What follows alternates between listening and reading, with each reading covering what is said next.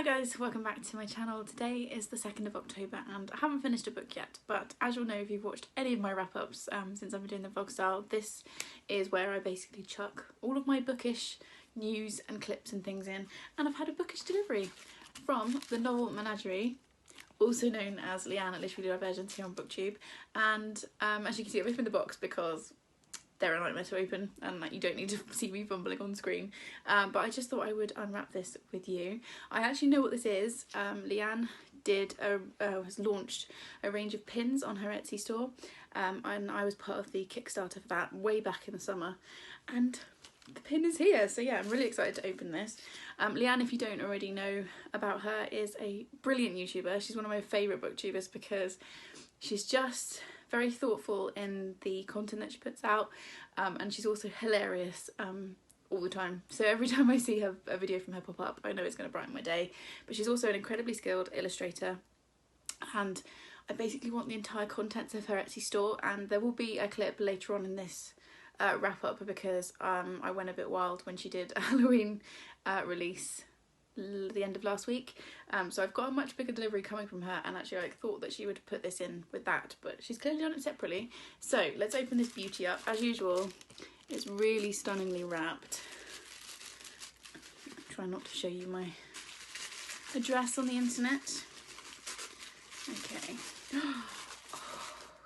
Okay, so when you open it up, this is what you get inside. So we've got obviously the pin, which I'll show you in a second, but you also get confetti, which the cat loves, and that will go all over my house. I've got a sticker with confetti attached to it. Hang on. Got a little sticker that's the illustration of one of the other pins, and some sweets, and her business card, which I will link her Etsy down in the description. But yeah, I also got some fizzes. I'm definitely going to eat these like right now. Okay, so let's have a look at the actual pin. So it comes in this. Oh, I've just seen the back of it as well. It's so cute. So this is the always reading pin. Oh my god, I love it. Can you, if I do that, did that work? I hope so. And it's on the back, it's got two pins, and it's got these really cute purple heart backers. Oh Leanne, this looks so amazing. It's really heavy as well, it's quite weighty. I am so excited to have this in my hands. It looks stunning. Well done, my wonderful friend. And yeah, if you want any of these pins, I will link it in the description, and please go and check out her shop because she's amazing. Okay, and that is where most of this footage ends for this vlog. So I've been on Booktube 2 years. I've always filmed on my phone, never had any problems. Today is the 31st of October, so happy Halloween if you celebrate. And I edited together my wrap up yesterday on my phone. It was 1 hour and 10 minutes long. I was really pleased with it. And then I woke up this morning and my phone has had some sort of fit and has deleted the whole thing. It's not on the cloud, it's not on my phone, it's not anywhere. So we are refilming and I'm taking a deep breath. I do have a few clips like the one that you've just seen because I sent them to either Charlotte or Leanne through the month, which I do sometimes, like if they send me something or I'm particularly excited about something, I will send it to them. So I've got a few, like a handful of clips which I will intersperse in the right places, but mostly I'm just going to have to kick this fairly old school for me and do a sit down wrap up. It's not ideal. The reason I do wrap ups vlog style is so that you get my kind of reaction as soon as I finish a book. I've read 18 books this month, so some of the details of some of these are already a little bit fuzzy, but we're just going to make the best of it. So let's do it. Right, the first book I finished in the month was The Five by Hallie Rubenhold. This was gifted to me. I had 2 copies of this sent to me for my birthday actually. One from Masenga by Nature on Instagram and one from No Books Given also on Instagram. I adored this book. I gave it 5 stars. It is, as it says on the story on the front even, it is the untold lives of the women killed by Jack the Ripper. We all know the story of Jack the Ripper. He was a Victorian serial killer who has never been discovered, and he killed, well, there's lots of debates about how many women he killed, but there are 5 quote canon killings that are attributed to him. And this looks at each of those 5 women in turn and basically gives them their identity back, because you know, popular myth has it that they were all sex workers and that's all we know about them, and the connotation is that because they were sex workers they deserved to be killed, which is not the case. And I was really moved by this, and I feel like the 5 women really feel like real people. The amount of research that must have gone into this book is just completely nuts. And it's also very much a social commentary on the time and about how those 5 women ended up in Whitechapel during the, I think it was 2 months he killed 5 women during those couple of months, and how they ended up where they did. And it shows kind of how vulnerable women were and still are, and how easy it was, because I think at least 3 of the 5 were like basically what would be considered middle class women, and through a series of things that happened in their lives they slid basically down to the bottom of society, which is where Jack the Ripper found them and made them his victims. So yeah, it's a real social commentary. It's really emotional, even though, you know, because each woman has her own chapter and it starts from her birth up until the murder, and even though you know that they're all going to die, part of you is hoping that they're going to be okay, even though you know they can't be. What I also really liked is Jack the Ripper is barely mentioned in this book. It's very much about the victims, not the perpetrator, which is how true crime should be. You don't even get the details of how they were murdered, just that they were killed and how their family reacted afterwards in the aftermath. I thought it was beautifully done. I will definitely be looking out for more from this author, and yeah, I gave it 5 stars. It was fantastic. The next book that I read was The Roanoke Girls by Amy Engel. This was gifted to me by Harriet from Harriet Rosie Reads for my birthday, and this was a weird book. Oh, I need to give content warnings. Content warnings for, this is where I'm going to struggle remembering now that I'm doing this a month later basically, but content warnings in this one for miscarriage, infant loss, murder obviously, death of a child, domestic violence. I think that was all of them. Yes, this one is a strange little novel. It's a thriller. Is it a YA thriller possibly? It's basically about a teenage girl who goes to live with her grandparents after her mother commits suicide, and also living with her grandparents is her cousin, and it's about what happens to them one summer, and then I think it's 10 or 15 years later, she goes back, what's her name, Lane, goes back to Roanoke, which is the family home, because her cousin has gone missing. So in 2 timelines you're kind of with Lane as she's discovering the secrets of Roanoke House in that summer, and then 10 or 15 years later when she's trying to work out what's happened to her cousin who's disappeared. This is very dark. It's not for the faint-hearted. I enjoyed it, although the pace was a little bit off in places and I felt like the ending was a little bit predictable, but I did enjoy it. I'm just looking down at my notes down here, that's what I'm looking at. I gave it 4 stars, so I did enjoy it, although it's not for everybody. Content warning for incest, self-harm and murder. So yeah, cheery again. Then I read Queenie by Candice Carty-Williams. This was a buddy read with Charlotte from Books and Bargains, and it was also gifted to me by Leah at The Very Bookish on Instagram. This book has been everywhere. I love this cover. There's also a gold edition, which I kind of also really want because it looks awesome. So this has been absolutely everywhere for the last, well, this year. I think it came out this year. So we're following Queenie. She is a British black woman living in London.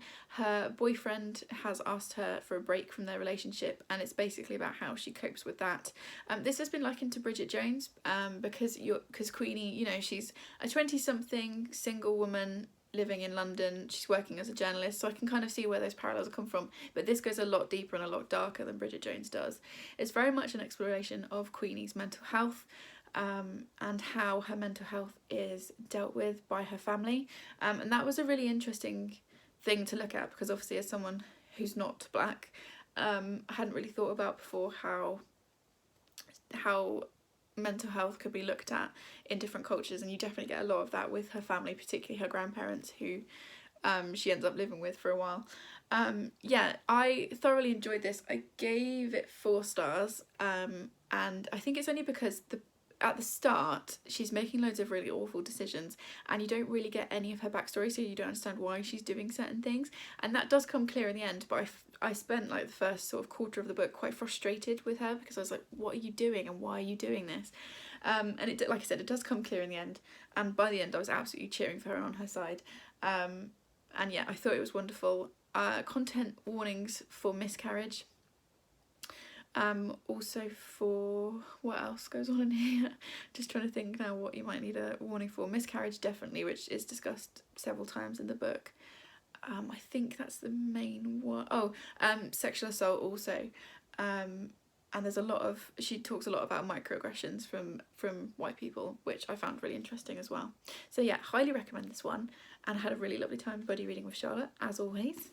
Next up was the audio. I read the audiobook of In Bloom, and obviously I've got a physical copy, so I'm showing you that, by C.J.Skuse. This is the sequel to Sweet Pea. I read both books last year and loved them, and then I've reread both on audio this year and still loved them, although I also just want to show you this. So my lovely husband contacted C.J.Skuse for my birthday, and she sent a signed copy of In Bloom, which is one of the coolest things. So it says, "To Vicky, of all the peas in the world, you are the sweetest. Thank you for your support. Love, C.J.Skuse." So this is like now one of my treasured possessions. I gave this 4 stars the first time I read it, and actually I've given it 5 stars on reread. I really liked it a lot more. I would also highly recommend the audiobook for both books in the series. The narrator just does this fabulous job of bringing Rhiannon to life, and all of her kind of like sarcastic comments sound even better when they're being read out.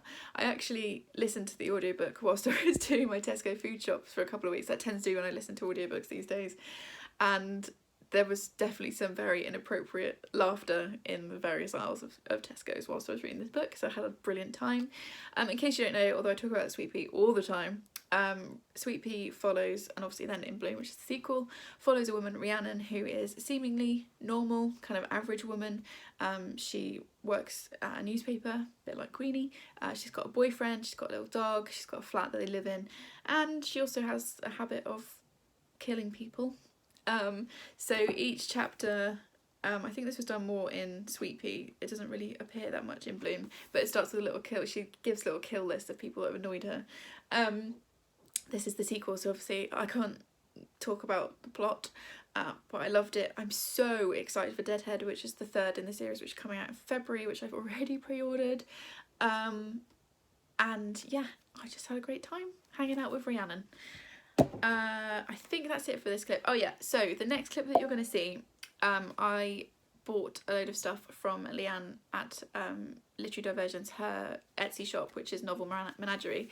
I bought a whole load of stuff from her Halloween launch, and I had a whole like 10-minute clip showing you everything. I've only got half of it because I could only send half of it to Leanne on WhatsApp. So what you're about to see is the end of that hauly bit, and to be fair, that's the bit where, you know, you see the actual goodies.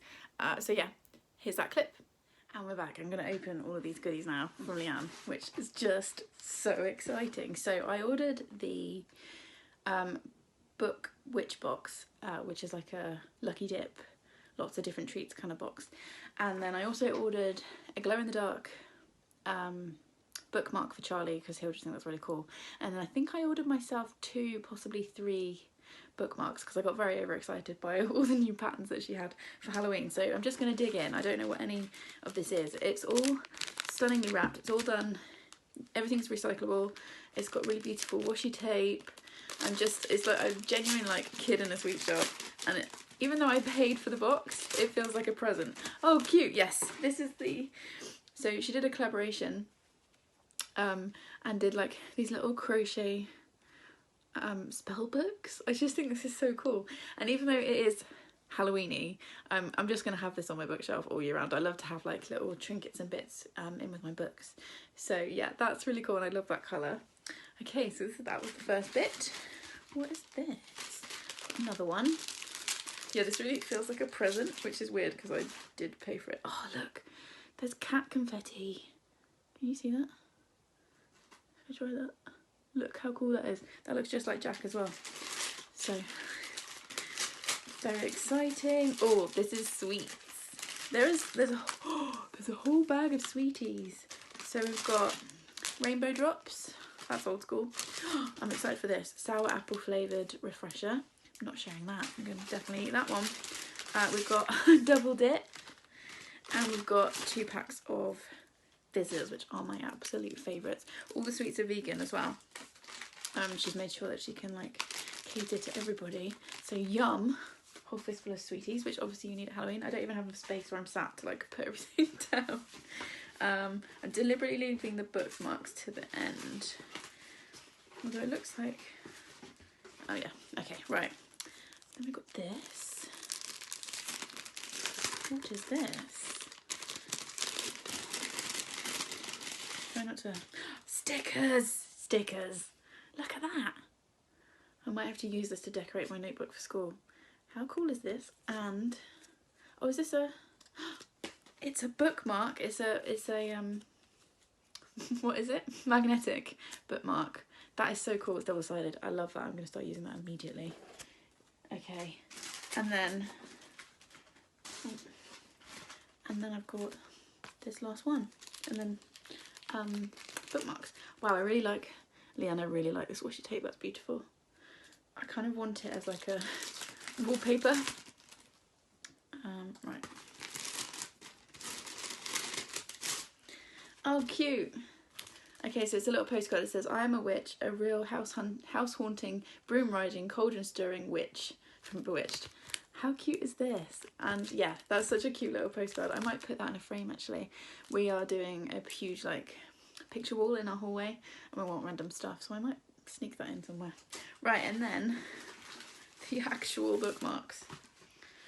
My office is completely covered in confetti now and I freaking love my life. Bookmarks. So let's see what we've got. Ah yes, the candy corn one. This was part of the witch's box. That's the same as the stickers and the little magnetic bookmark. That's so cute and it's all double-sided. And oh, I'm so happy to have new bookmarks. What's this one? Oh, so this is the I think it's called the witchy words. So you've got words like magic, happy, pumpkin, potion, and it's got a really beautiful like bronze tassel on it. Why am I no good with words? Yeah, beautiful. And oh, she's got Novel Menagerie on the back now as well, which is really cool. Okay, and also I've already got a couple of these bookmarks and they work really well, so I'm very excited for that. I can already see the top of this one poking out, which is the glow in the dark one. This is for Charlie, and he will be here next weekend, so I'm sure he'll be excited to try it out. But yeah, I think this glows in the dark. I think the pumpkins glow green in the dark, so he'll think that's really cool. And then the last one, this is one I'm really excited for, and that is, look at this pattern. This is glorious. I basically want I would love a dress in this pattern.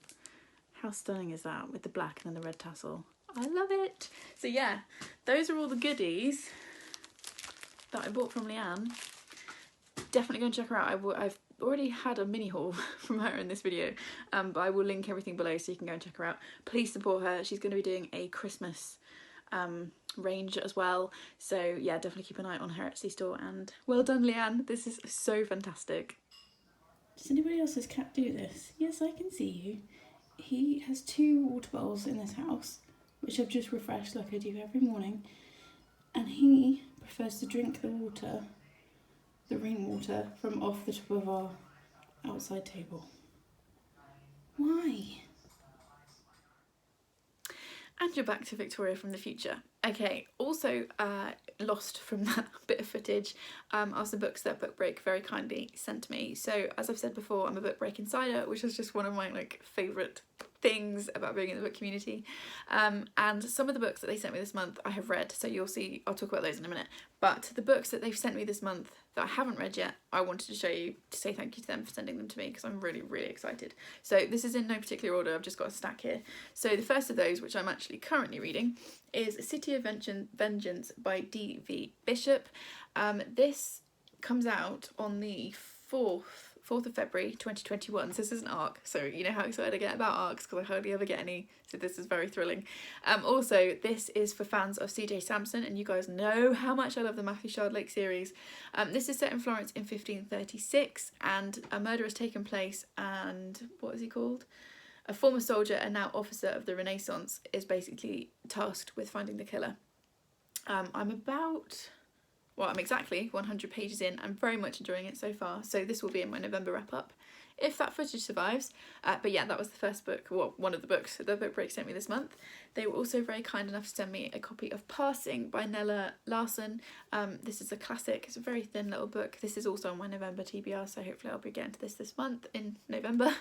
And this is about a pair of friends. Yes, set in the 1920s Harlem. It's about a pair of friends. One of them is able to pass for white, and she ends up marrying a white supremacist who is not aware of her heritage, and it's about what happens. So yeah, I'm really intrigued by that. I also really like this cover, it's lovely. Then I've got a book I could probably knock someone out with, The Secret Life of Mr. Ruse by Håkan Nesser. This is a Swedish crime novel. I want to say Swedish, yes. It's basically about a man who wins the lottery, moves to a cabin to start his life afresh, and things go from there. And yeah, it's one of those that is it's a bit of a beast, but I'm excited to get to it. Hopefully by the end of the year. We'll see. Let's make no promises. And then the last one is The Darkest Evening by Anne Cleeves, which is part of the Vera series. This is about a woman who is driving through the snow one night. She sees a car crashed at the side of the road with the doors open. She stops and she finds a toddler or a baby on the back seat. Yeah, a young toddler strapped into the back seat. She takes the toddler, obviously, because there's nobody around the car, so she grabs the toddler to make sure they're safe, drives to the nearest house where a Christmas party is in full flow, and on the driveway there is the body of a dead young woman, and it goes from there.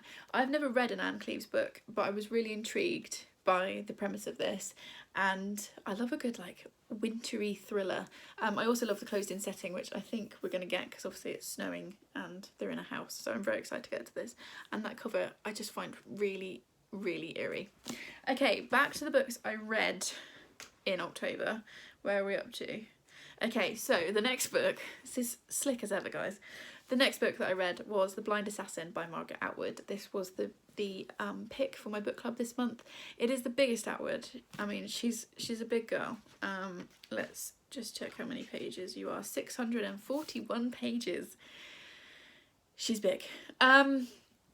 So this is historical literary fiction, I would say. And basically it starts with the line, 10 days after the war ended, my sister Laura drove a car off a bridge. So it's set, well, it moves around in time. We start during World War One and it finishes, I think, in the 60s. And it's basically the story, it's like a family saga of these two sisters and their life and what happens to them. It also has a book within a book, because one of the sisters is telling a story, which is a sci-fi story, set on a different planet. So there's a lot going on. I thoroughly enjoyed this. I know that this kind of length of Atwood is not for everybody, and it was definitely a little bit slow in the middle, but overall I really enjoyed it. It had a lot to say about women's roles, about the options for women, the different ways to be female, and I gave it 4 stars. It does have content warnings on it, so content warnings for rape, domestic violence, suicide, I think that's it, and war, and basically the ramifications of war. So yeah, I realise it's not going to be for everybody, but I thoroughly enjoyed it. I've had some really good chats with some of the people in my book club about it this month. It's now the biggest Atwood, and that is out of the way. So yeah, 4 stars from me. Next up was another buddy read that I did this month, which was Such a Fun Age by Kylie Reid. This was gifted to me by Shannon at 155 Books, and then we read it together, which was so lovely. I love when that happens. Again, this book has been all over the book community this year, and it definitely deserves it. So this is about a black woman, I think it's in Philadelphia, I can't remember, it's in America, a black woman who is working as a babysitter for a white family. One night the mother of that family phones her quite late and says, can you come and get the kids, something's happened, just need to get her out of the house for a bit. So she takes the little girl, who's so lovely. I love their relationship, and she just takes her to a supermarket because that's the only thing that's open, and they're sort of wandering around, and she's then approached by a security guard who thinks that she's kidnapped this kid.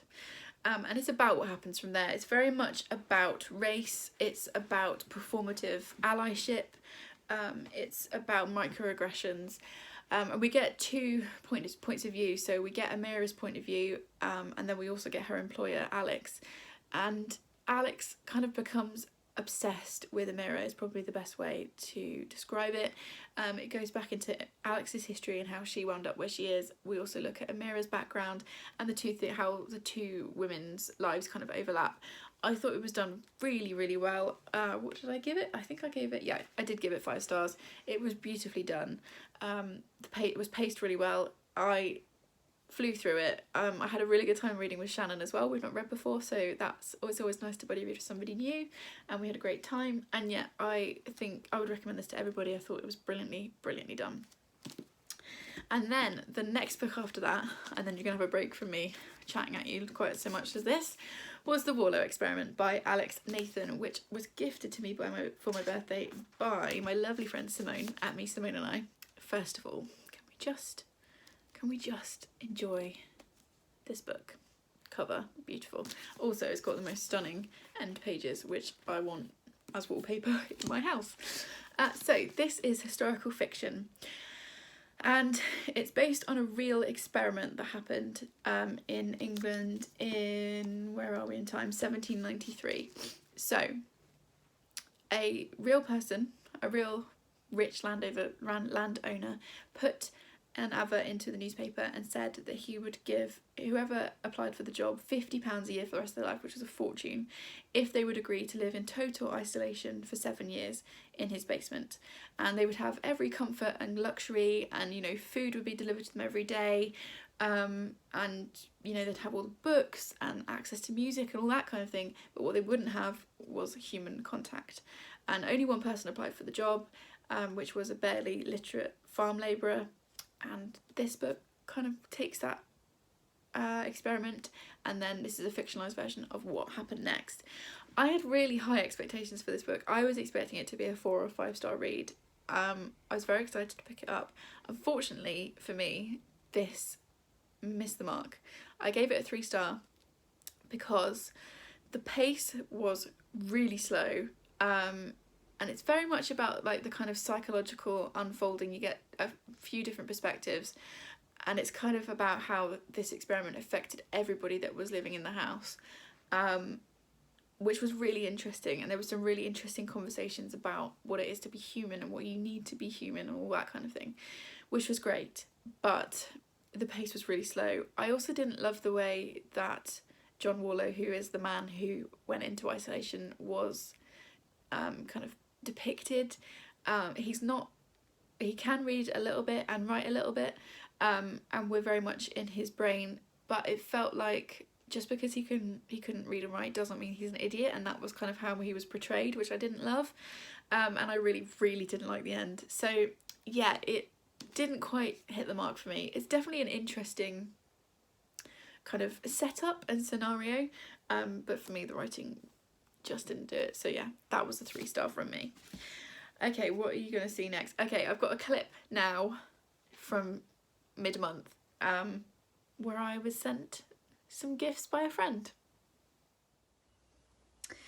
It's the 16th of October and it's the end of my first teaching week, and to be honest, I have barely had the energy to turn around, let alone pick up a book this week, so I haven't finished a book.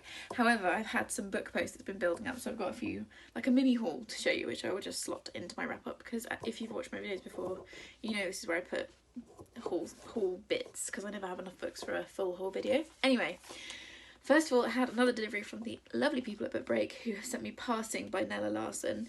This is a classic that I've never read. Firstly, also, can we just enjoy the cover, because I think that's glorious. It's a classic about a pair of black sisters, and their lives go in separate directions, and from what I understand, one of them is able to pass as white, and it's about the difference in their experience and their relationship, I believe. Obviously I've not read it yet, but I'm really interested to read this soon. I've heard loads of great things about it, and yes, thank you very much Book Break for sending that to me. Then on Monday I came home to a care package from my beautiful friend Charlotte from Books and Bargains. She sent me some sweets, so she sent me 2 packs of Candy Kitten sweets, which I can now open now that I've filmed this clip. So we've got Eton Mess, and peach fizz, because she knows I'm a sucker for anything with peach in it, so I'm very excited for those. And then she also was really sweet, she sent me this book. It's Some Kids I Taught and What They Taught Me by Kate Clancy. I will find out how to say that. And I think this is a non-fiction about a teacher and their experience in the classroom. So yeah, I'm really excited to get to that soon. It was very sweet of her. It wasn't on my wish list. She has my address, so she just sent it to me, and it was so kind because I was genuinely exhausted on Monday. I'm really tired now, but Monday was a big day, and it was really wonderful that she wanted me to come home to a care package. So thank you very much, Charlotte. That really brightened my day, and I'm excited to read this. And then I've got some books that I've got hiccups that I bought myself because the school that I teach in, so in the UK, schools have set books for GCSE, but for up to Key Stage 3, which is year 7, 8 and 9, the school have pretty much free rein on which books they use. Obviously they have to be suitable for the kids in terms of content and also reading age. So these are the books that my school are working on. So we've got The Graveyard Book by Neil Gaiman, which my year 7s are just finishing. And I'm going to try and read this over the weekend, so you might see a clip. You also might not. But I will definitely be reading this soon anyway. And then we've also got Michael Morpurgo's Sir Gawain and the Green Knight, which I think my year 7s are reading towards Christmas. Never read this. Oh, this is about a boy called Bod, whose entire family is killed one night when he's a baby. He escapes and ends up being raised by ghosts, and it's about what happened to him. This one I know nothing about at all. My stories of Gawain, hopefully I'm saying that right, of all the tales of the Knights of the Round Table, his is the most magical and the one I love most to tell. So I'm assuming it's like a retelling of some sort of myth. And then for year 9 I've got Noughts and Crosses by Mallory Blackman. I have read this, but it was years ago, and they're going to do Noughts and Crosses after half term, so yeah, need to reread that. I'd also forgotten how big it is, but I'm sure I will enjoy it. And then they're also going to be doing A Midsummer Night's Dream, so I've got my big bind up copy, but obviously I'm not going to lug that around school, so I ordered this one, and it's one of those annoying ones where it's a really cheap printing, but it's because it's out of copyright obviously, but we will make do with that. At least I can annotate on it without feeling bad. So yeah, those are all the books and bits and pieces I've had this week.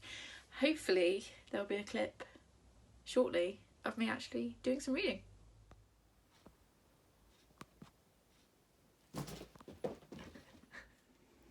Okay, next in the month I read The Poet X by Elizabeth Acevedo. So I read With the Fire on High, and I've got Clap When You Land is still on my TBR, hopefully for November. I am absolutely, completely obsessed and in love with Elizabeth Acevedo's writing. This, I think, was her debut, and it's told in verse, and we're following a teenage girl, Ziamara, as she basically navigates growing up. It's a coming of age. It's about her working out her place in the world, how she feels about religion, how she feels about boys, how she feels about herself. She discovers slam poetry. It's about family dynamics. There's so much in this book. It was a really rich, I'm just shifting my legs. It was a really, really rich reading experience. And I read Black Flamingo by Dean Atta last month, which was the first time I've read a book in verse. And I was always slightly nervous because poetry is something I struggle with. But this, as well, like the same with Black Flamingo, I was completely immersed in that. And this was exactly the same. I flew through it. It's absolutely beautiful. And one of the things that really struck me is that you can really feel pulse of anger coming from Ziamara, and I remember that feeling when I was that age, and it's that feeling of not knowing your place and frustration because you've got parents who are trying to stop you from doing things that you want to do. I thought it was fantastically done, and I gave it 5 stars. Highly recommend this one. I really loved it. Then I read The Dilemma, which I don't have because I listened to it on audiobook. The Dilemma by B.A.Paris. I read Behind Closed Doors by B.A.Paris a few years ago now and enjoyed it. I remember enjoying it. So when I saw this on Scribd, I thought, yeah, we'll give that a go. And basically it's about a woman's 40th birthday party and the secrets and lies that her and her husband are keeping from each other and what happens when those secrets start to unravel. I gave it 3 stars. I really liked the audiobook. It was a dual narration with a man and a woman, so that was great. But it was one of those where it uses the miscommunication trope and I find that so frustrating. There was literally times I was in my car like shouting out loud, just talk to them, because so much of what goes on could have been solved in like a 30-second conversation. And yeah, I find that really frustrating, and I feel like it slowed the pace down so much. I really wanted to like it, but I just found myself really frustrated, and I really didn't like the end. So yeah, it wasn't my favourite read, and I feel like it's one of those, like, in a month's time I'll look back at what I read in October and I'll be like, what was the dilemma about? And I'll have to look it up. So yeah, it was a bit forgettable for me. Not my favourite thing I read this month. Need to give a content warning for abortion, also death of a child. I think that's it for those. So yeah, it was alright, but I'm glad I didn't like spend loads of money on it. Next was Summer by Ali Smith. So if you saw my birthday book haul, you'll see that my brother gave me 5 literary fiction novels for my birthday, which is great. He does that for me a couple of times a year. I really like it when he does it because it always pushes me to read things I wouldn't have picked up on my own. Also for these ones, he put a post-it note with each one to kind of explain a bit about why he bought it for me. This one says, "This is technically the final book of a quartet, but you can read them independently. I think reading this book now is very interesting, which is why I got it for you. I think the whole quartet are wonderful." So I've never read an Ali Smith. This is my first one. And I gave it 3 stars. Did I give it 3 stars? Yes, I gave it 3 stars. I'm not sure I was bright enough for this, to be totally honest. So we've got several different timelines. We've got a brother and sister in the summer of 2020. So it is a COVID setting. And then we've got another brother and sister during World War II. And I was kind of waiting for them to overlap, and they didn't. And then it was one of those books where I read it and I was enjoying it, and then I got to the end and I was like, I'm not sure I get it. So yeah, I think this one went a little bit over my head. I wanted to like it, and I would definitely try more Ali Smith because I liked her writing style, but I'm not quite sure what this one is about, I have to be honest. Then I read In the Darkness by Omer. I was gifted this for my birthday by, I think it was, yeah, it was the lovely Marianne from Couple Books on Bookstagram. I read the first book in the series, which I can't remember what it was called, Killer's Mind, I think, back in the summer. Gave it 5 stars. Read this, gave it 5 stars, and I can't remember the last time I gave a thriller series 5 stars consecutively, so I'm really excited for the next book. These books follow Zoe Bentley. She is an FBI forensic psychologist or profiler, and she works with an FBI agent called Tatum, and in each book there's a different serial killer that they're trying to track down, and then there's also an overarching storyline from with something from Zoe's past, which comes up again in this one. In this book, this serial killer is burying women alive, and using webcams he is then broadcasting their death to the internet, which is just horrific. And basically Zoe and Tatum are racing to find his latest victim before she dies. I thought this was so well done. These are so tightly written and really cleverly written. I thought about 100 pages in that I had guessed the twist. I absolutely hadn't. I'd seen like this much of a much bigger picture, which is one of the things I love about these books. They are very dark, obviously, given the subject matter, but they're not massively gory. So I feel like if you want to get into thrillers, this is probably a good series to start with, because yes, it's dark, but there's hardly any like gore or anything like that. So yeah, I would really recommend these ones. I thoroughly enjoyed it. I cannot wait for book 3. I loved the ending of this, and I feel really connected to Zoe and Tatum. And yeah, thank you very much, Marianne. I had a brilliant time. Then I read a very different book, Lark by Anthony McGowan. So as you probably know, because I won't shut up about it, I'm currently doing PGCE. The school that I'm at needed a book for year 7 for the Christmas term, and so we were all given various books to look at and read. I picked up Lark, and I think it's the one we're going to use. A few people read it in the faculty, and I think it's the one we're going to use. I loved this. I gave it 5 stars. It's this very short little book about a pair of brothers, teenage brothers, who go for a walk one day, and then the weather comes down and they get stuck on the side of a mountain, and it's about what happens. It's about their bond. The older brother has some special needs. He goes to a special school, and so there's a lot of discussion about how the younger brother is very protective of his big brother and looks out for him. It also talks about things like alcoholism in one of their parents. It talks about how they have to cope with being neglected by their parents and how they kind of deal with that. And it's about the love between the two brothers. So yeah, I absolutely adore this. The ending made me sob. There is some strong language in this. There is also I need to give a content warning for death of a pet. Yeah, this one I flew through it because it's really short. It also smashed my heart to bits, and I thought it was wonderful. Then I read a book that was sent to me by Book Break this month, which is A Nurse's Story, My Life in A&E During the COVID Crisis by Louise Curtis with Sarah Johnson. So Louise Curtis is a pseudonym for an NHS nurse, so we don't know who she is. Sarah Johnson is a journalist who has basically taken Louise's story and put it into this non-fiction book. And it's a diary. It's not a diary, it's the story of what happened from the end of last year up until June of this year. And Louise, I'm just going to use that name because that's the name we're given, Louise talks about her experiences of working on the A&E ward during the initial wave of COVID. And I thought this was really well done. I gave it 4 stars. It's well written. We meet various different patients along the way. We also get some of Louise's backstory. I feel like it's done really well because I think if you know Louise in real life, you'll probably be able to identify her. But if you don't, I think it's a really good way of ensuring anonymity for the patients that she's talking about. It's very detailed. My only hesitation with it is I think it might be too soon to read it. This very much took me back to March and what was going on, and it brought up a lot of memories for me. And I feel like if you're struggling mentally with what's happening at the moment, it's probably one to buy and support the author and support the story. But I would just put it on your shelf and wait until this is over. Because yeah, it's definitely quite close to the bone right now.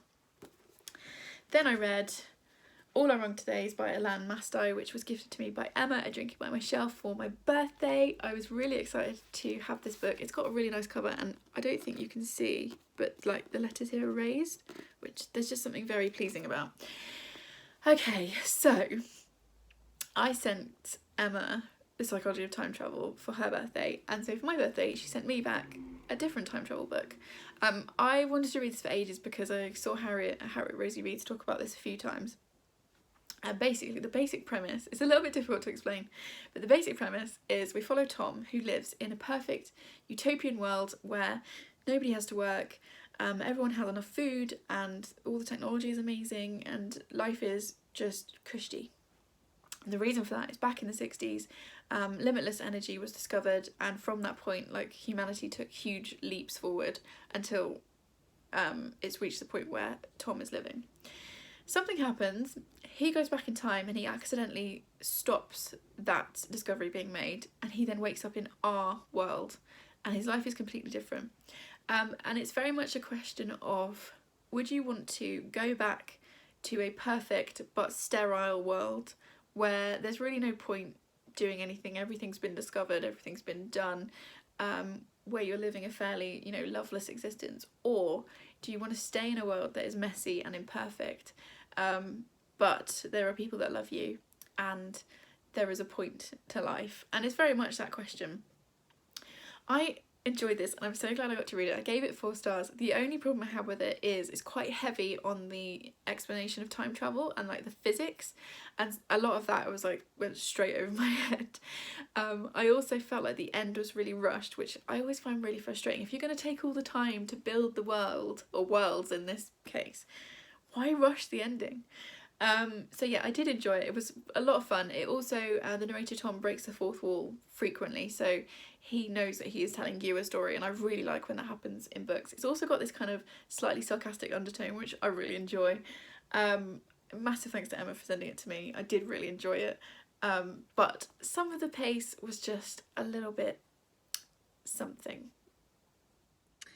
It's still 27th of October. I've come for a socially distanced visit with my grandma because she's just moved to a nearby town, so I've come to see her briefly.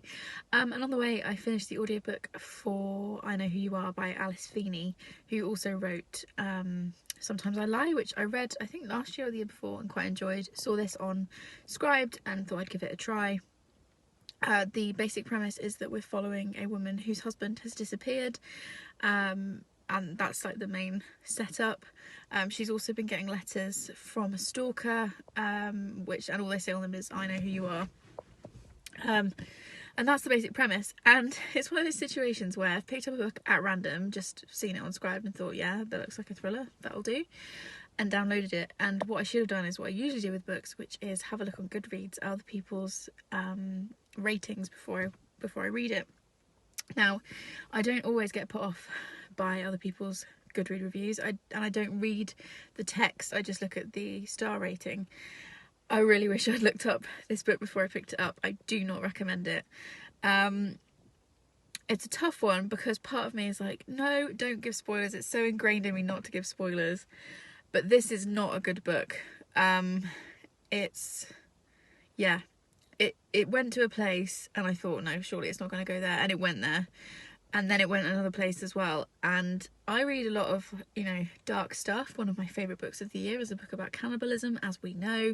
But this is genuinely made me feel sick. One of the it's not a trope. One of the things that the author has used, a writing device, is just awful and really harmful. And yeah, I do not recommend this. I'm going to give it like 1 star, which is the lowest rating you can. What's annoying is up until very close to the end, I was like, yeah, this is fine. This is probably a 3-star read. It's kind of ticking along. A few things have happened. Main character's making some rubbish decisions, but that's kind of par for the course with this kind of story. And then we get to the twist, which is annoyingly close to the end, because had I known, I would have DNF'd. There's no way I would have finished it. And it's just really bad. I don't think I've ever said this before about a book on my channel in 2 years. Don't read this book. Don't read it. It's not worth reading. It's really harmful, the thing that it uses. And you know what? I'm going to spoil it. So if you don't want any more information on it, then skip on to the next clip. Because I feel like I need to warn people about this book. I wish I'd checked out my friends' reviews before I did it. So I'm going to spoil it now. So click on to the next bit. Let's just give it a second for people to do that. Okay, so it uses the man in a dress trope, which, as we all know, is deeply transphobic and damaging to the trans community. And that was the first thing. And then it also uses the incest trope. Well, is it incest if only one of the partners knows that they're siblings? So yeah, so we've got a guy in a dress, and he literally says that he only wears a dress in order to stalk this woman. And then the guy in the dress turns out to be her brother, which he knew all along and she didn't. And they've been married and, had a sex life. And yeah, I'm just absolutely horrified that this book was published. And yeah, don't read it. Just don't read it. On a far more positive note, my next read was The Little Mermaid and Other Fairy Tales by Hans Christian Andersen. This is one of the absolutely gorgeous illustrated interactive editions which are done by MinaLima. I also have Peter Pan and Beauty and the Beast, which I also got for my birthdays, which I've read in previous months. This was my one for this month. I've got Pinocchio to read for November. This was gifted to me by my lovely husband, and this was just such a joy to read. Obviously, The Little Mermaid is probably one of his most famous works, and it's one of my personal favourite fairy stories. But also in this edition are stories like The Ugly Duckling, Thumbelina. What else is in here? I think there's 13 stories, and each one is just so gorgeously done. What else have we got? The Princess and the Pea, The Emperor's New Clothes, The Red Shoes, The Snow Queen. And I'm not going to show, I've seen videos before where people show like all the interactive elements. I'm not going to do that because that's a massive spoiler, and part of the joy of this book is just going in not knowing what you're going to find when you turn the page. But I will just show you this illustration because it gives you an idea. I mean, It's just absolutely stunning. I gave this, what did I give this book? 4 stars because it's basically a short story collection, so I just gave each story a star rating out of 5 and then averaged it. Gave it 4 stars, but this was just such a joy, and I'm so happy that I get to own something so gorgeous. My next book after that was another short story collection, very, very different, and that is You Will Never Be Forgotten by Mary South. This also was sent to me by Book Break back in August, I think. And I deliberately requested it because it's a short story collection. It's not a genre that I've read a lot of, and I would really like to get into short stories more. So if you can recommend me a short story collection, please do. This one, I'm just going to read you a little bit of the blurb because it's quite an odd collection and I feel like I can't explain it better than the blurb does. So it says, in this provocative, bitingly funny debut collection, people attempt to use technology to escape their uncontrollable feelings of grief or rage or despair, only to reveal their most flawed and human selves. So I think there's 10 or so stories in here. They are weird. I really enjoyed them. I gave this, what did I give this in the end? 4 stars? Yeah, I gave this 4 stars. Again, I just averaged it out. Some of the stories felt too long for me. One thing I've learnt from my personal preference is that short stories need to be short. Anything over like 15 pages, it's not a short story. But they were very off kilter and I really enjoyed that. It's very adult, this collection. It deals with a lot of very adult themes, so I need to give content warnings for rape, online trolling or bullying, death of a child. I think that probably covers it, but this is quite a dark collection, but I really enjoyed it. I'm also really in love with this cover. It's still the 29th of October and I apologise if there's background noise because the boys, we're just getting ready to go out pumpkin picking and the boys are getting ready, so you might be able to hear them banging around in the background. However, I've just had 2 Amazon deliveries and I haven't ordered anything, so I thought I would film. One of them I know is from Leanne at Literary Diversions because she texted me yesterday and asked to see all of the books that I owned, which was a very cryptic request. So I sent her pictures of my bookcases and then she sent me a message back saying she sent me something that Helen, her lovely wife, is jealous of. So it's very cryptic. So I thought I would open them. So there's a little one and then there's this massive one. So I think we'll open the little one first. I don't know which one is from Leanne and I don't know who the other one's from. So let's just open it up. Oh, in one go. Let's see the gift note. Oh, there is a gift note. Okay. So, oh, this is from Simone. Well done on all you achieved in October. Hope this makes you smile, from Simone. So 2 of my Booktube besties have sent me things at the same time. What is this? Oh, it's the picture of Dorian Gray by Oscar Wilde. This is one of my favourite classics, but the copy that I have was a really ugly edition, and I really, really love these Pan Macmillan, what are they called? Macmillan Collector's Library. What a beautiful thing to have sent. Thank you so much, Simone. They're these gorgeous, like, it's not really showing up on this camera, but it's like eggshell blue. And then they've got the gold edging. And I just think they're so beautiful. And they're really tiny and cute. This is my first ever one, so I'm hoping to collect a few more of these. And yeah, I absolutely love this story. It's perfect for this time of year. I think I read it last October and loved it. So, oh, thank you so much, Simone. That's really made my whole day. Oh, so that means that this is from Leanne. What have you sent me, woman? Okay. Oh, off in one. Oh, there's 3 things in here. Oh, that's good. Tilt that way. Oh, first of all, she sent me some sour watermelon candy kittens. Yes, thank you. These will not last very long in this house. And then, oh, she also sent me some Eton Mess candy kittens, which also won't last very long. Actually, I'm assuming that this is from Leanne. But let's find the gift note. Okay. Yes, it is from Leanne. Sour watermelon is Helen's fave, from Leanne, but I want you to test drive the Eton Mess one, is on a different note. And then for your collection, love you loads. Oh, love you too. Right, what is this? Oh my gosh, what did you do? So this is the illustrated interactive edition of Alice's Adventures in Wonderland. And if you've been following my channel, you know that I got 4 of these for my birthday. One of them was from Leanne. She gave me Peter Pan. And they're just the biggest treat.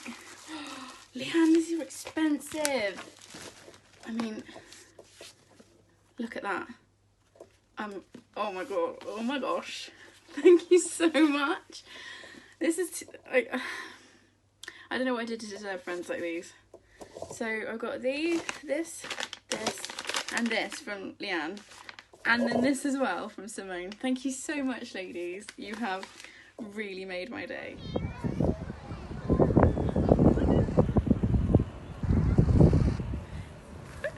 We have picked pumpkins and I'm covered in mud.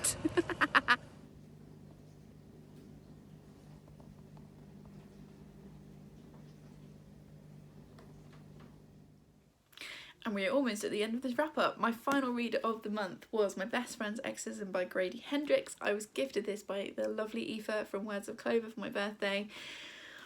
Gosh, this was such a good note to end the month on. I gave this 5 stars. I read the Southern Book Club's Guide to Slaying Vampires earlier in the year, some point.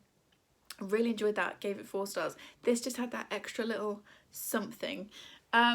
First of all, can we talk about how brilliantly ugly this cover is? I really love it. It also matches my jumper, which is pleasing. You could definitely hear my belly rumbling, can't you? Smooth.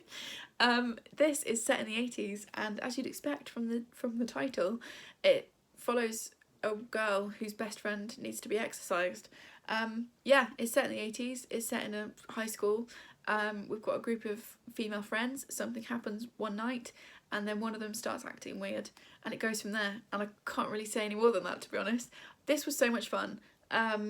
It's so 80s. Like, you can, I was born at the end of the 80s, but you can just like see it and smell it, and I thought it was fantastically done. There's a lot of discussions around female friendship, which I thought was handled really well. It is a horror. There is bodily horror in this. There was one particular scene, which means I'll probably never eat ice cream again. If you know what I'm talking about, then you know. But yeah, I just thought this was so much fun, and I couldn't give it anything but 5 stars. Absolutely loved it. Content warnings for bodily horror, discussions of suicide, self-harm, death of animals. So yeah, just be careful. It is dark, but if you can handle that, highly, highly recommend. And those are all the books that I read in October. I do apologise that this wrap up has been a bit of a kind of Frankenstein's monster of a video with bits here and there and everywhere. But this video, as the day that I'm filming this video is due up at 9 AM tomorrow morning, so we just had to roll with what we could do. Let's quickly do some stats. So I read 18 books, which was 6,158 pages, averaging out 199 per day, which is so surprising. I know I said this at the end of September's wrap up, but I really expected my reading to drop this month because I've been working. I really think it will in November. I know I keep saying next month's wrap up will be shorter. I really think November's will be shorter because I'm going to be teaching more and more, which means also planning and marking more and more, but we'll see what happens. And I'm very happy with what I read this month. My average rating was also 4 stars, so it was a good like quality and quantity month. If you've made it to the end of this very odd wrap up, please drop me a, what should we go for? A pumpkin emoji? I mean, technically it's going up on the 1st of November, but you know, it's Halloween today, so I'm feeling very Halloween-y. Also, I need to pick my read of the month, which I think is going to have to be The Five by Hallie Rubenhold, because it's just going to stay with me. I also really want to reread it already, and I would highly recommend this one. So yeah, I think I'm going to pick this as my pick of the month. Please leave me a comment below if you've made it this far. If you haven't subscribed already, please click that button if you want more of this messy chaos, and I will see you in the next one. Thanks guys, bye.